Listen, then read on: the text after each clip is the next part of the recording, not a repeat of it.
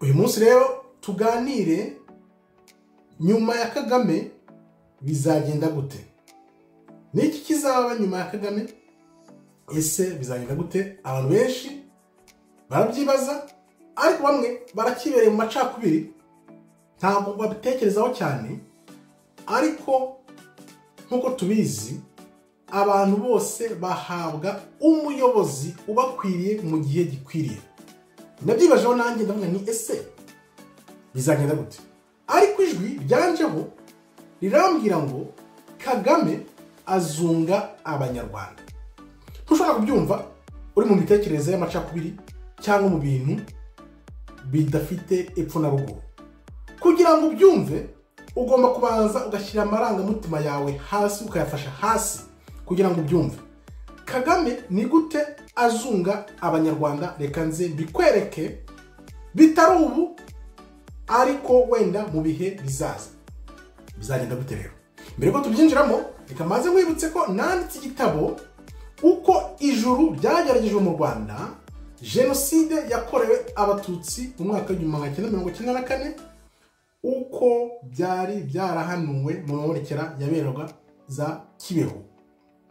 Ngibyo nguko rero igitabo wagisanga kuri Amazon cyangwa page 600, kikwereka uko jenoside yagenze kuva mu myaka y'1800 uko yagiye izamuka, ibibazo byabiteye kugeza 94 jenoside yakorewe abatutsi ibaye.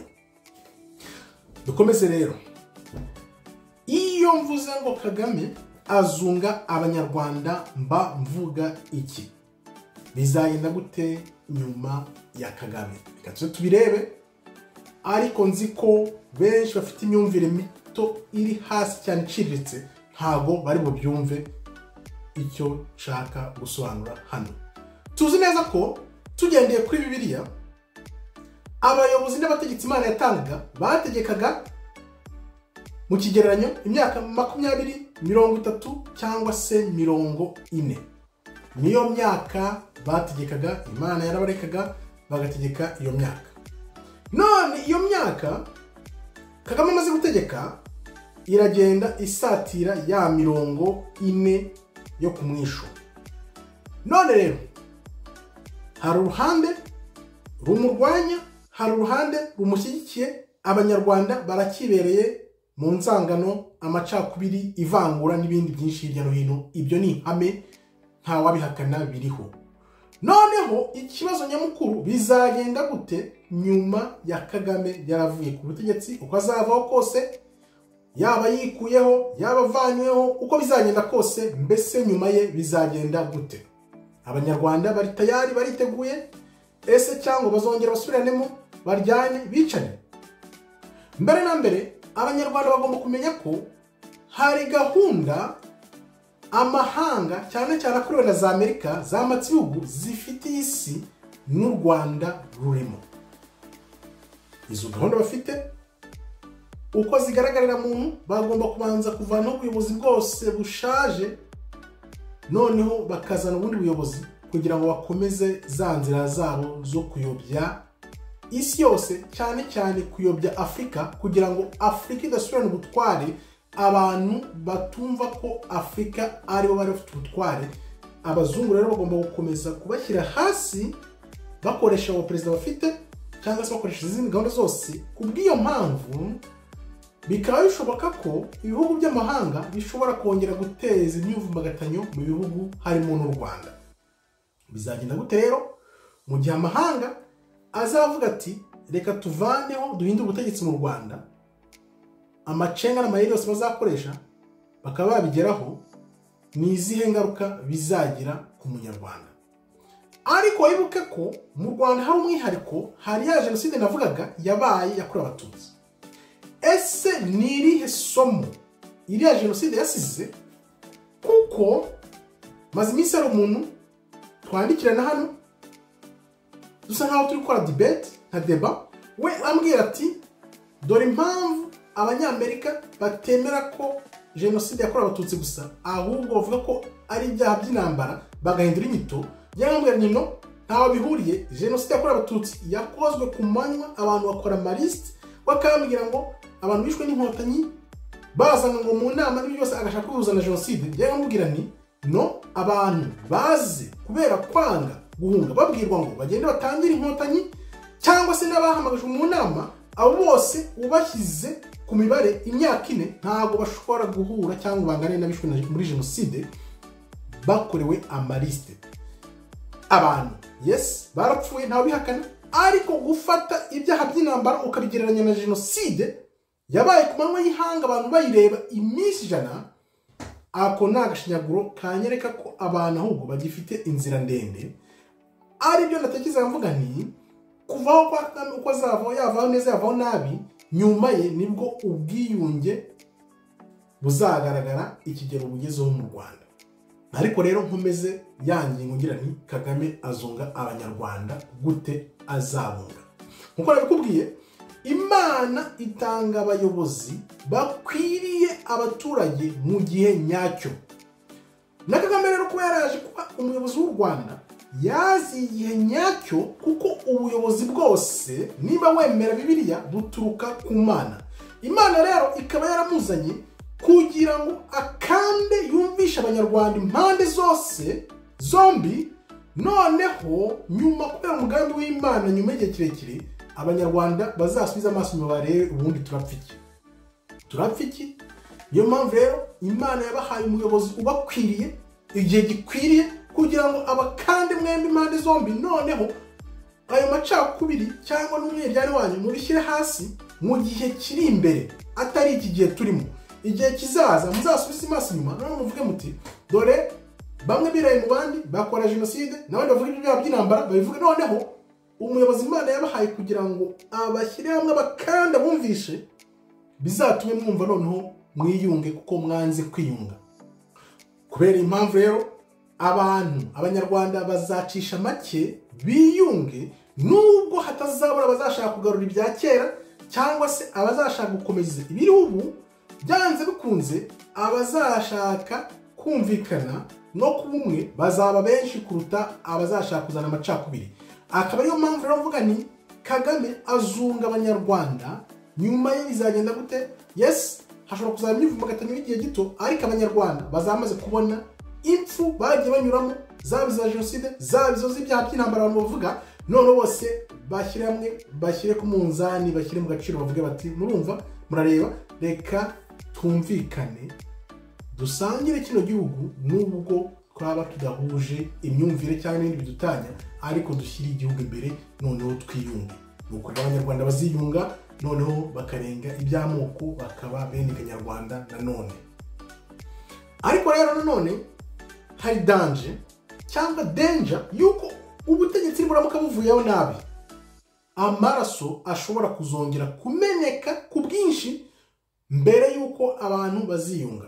Kuko abazungu mwibutse ko nta nyungu bafite mu kukubwira ukuri cyangwa se kugufasha kugera ku bwumvikane biciye mu nzira y'umucyo.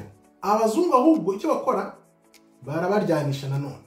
Abazungu nibaramuka bakoze sabotage, ubutegetsi bukavaho nabi, nanone amaraso azongera ameneke ku bwinshi nta kabuza.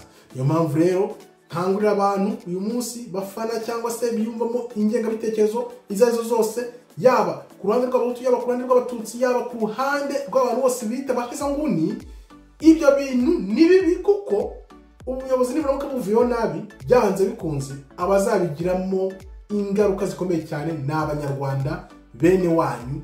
Niyo mpamvu nakubwira nti shyira mu gaciro, uca akenge, urenga ibyo abazungu bakubwira, kuko biriya abazungu bafata umuntu nka Rusesabagina cyangwa bagafata undi muntu bakamushyira imbere, ntabwo ari ku nyungu zanyu banyarwanda, ni ku nyungu zabo. Niba bashyira imbere gutya, uzi abanyarwanda impamvu bahora n'ibibazo nuko babibona muri abo bantu, byanze bikunze muzongera mukocorane, kandi nibyo noneho umuzungu abagamije.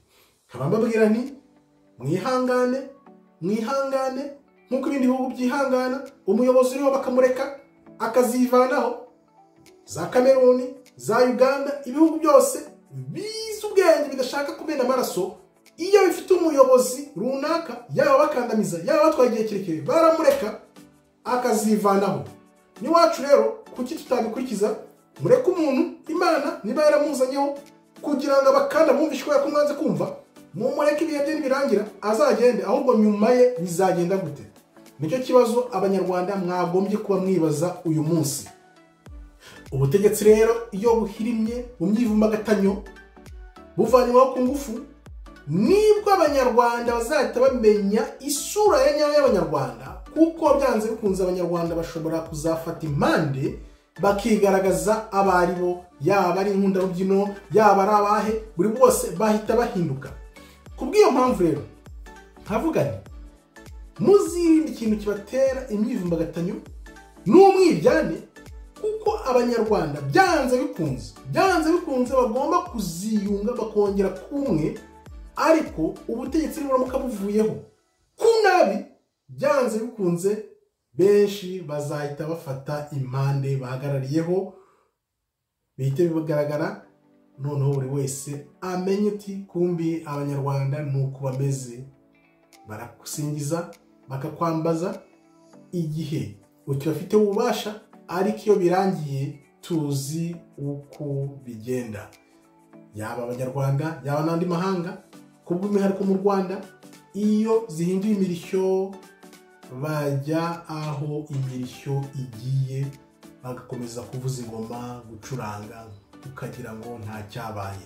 Kubw'iyo mpamvu rero nkavuga nti muzirinde ibintu bizamena amaraso, kuko benshi bahanganye, urebye ukuntu abantu baba bahanganye uyu munsi, biramutse bibaye ku nabi, byanze bikunze amaraso azongera ameneke, kandi uzahazaharira ni umunyarwanda, ntabwo ari umuzungu wirirwa ubashyira mu macenga. Nkarangiza ngira nti rero banyarwanda, muharanire kwiyunga, mugire ubwiyunge busesuye, kuko ibyanditse bigomba gusoza. Afrika igiye gusubirana ubutware, abanyarwanda ntabwo ari twe tugomba kuzakomeza kuba ababoyi b'abazungu. Byanze bikunze ubutware Afrika igiye kuragwa nanone, abanyarwanda natwe tugomba kuzabwibonamo, ntituzasigara inyuma nk'ikoti, kuko byanze bikunze byanditse muri Bibiliya yuko ubwoko bw'Imana, abirabura, bagiye kongera gusubirana ubutware biturutse kuri Yuda. Bariya birabura bari muri Amerika bazamanza kugaragara ko ari bo bwoko bw'Imana bwa Yuda, noneho na bwa bwoko 10 bavuga bwaburiye muri Afrika bugahita buzamuka, nk'uko byanditse mu gitabo cya Ezekiel, za nkoni ebyiri zazimiye zizaza mu kuboko kw'Imana nk'inkoni imwe.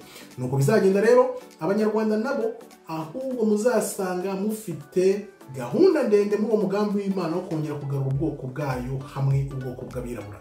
Ngayo nguko rero uko Kagame azunga abanyarwanda, bizagenda gute navaho?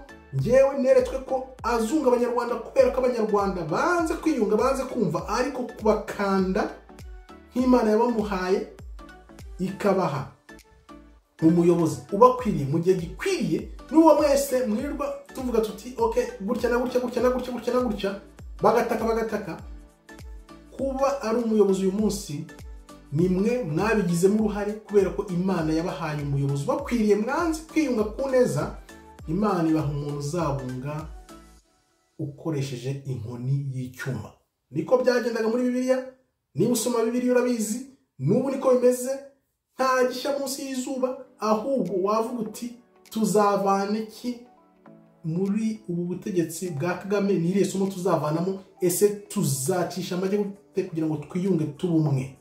Niyo message burya Imana iguha umuntu ngakuyobore ikurikije imyitwarire yawe n'ingengabitekerezo zawe, kugira ngo noneho umuntu abanza gukamuremo izo ngengabitekerezo, noneho muzabashe kuza hamwe mwiyunge, kuko mwese muzamusangiye ubwo bubabare na experience mwagize, noneho mucishe make muze hamwe. Nuko rero Kagame azunga abanyarwanda, bizaba mu gihe kizaza, nubwo bitaba muri iki gihe, ariko bizabaho, kubera ko abantu bazasubiza amaso inyuma bareba bavuga bati ibyo twahuye nabyo, reka ducishe make twumvikane, dutuze, twongere twiyunge, tube bene Kanyarwanda. Murakoze rero, Imana ikomeze ibarinde. Shalom, shalom, shalom.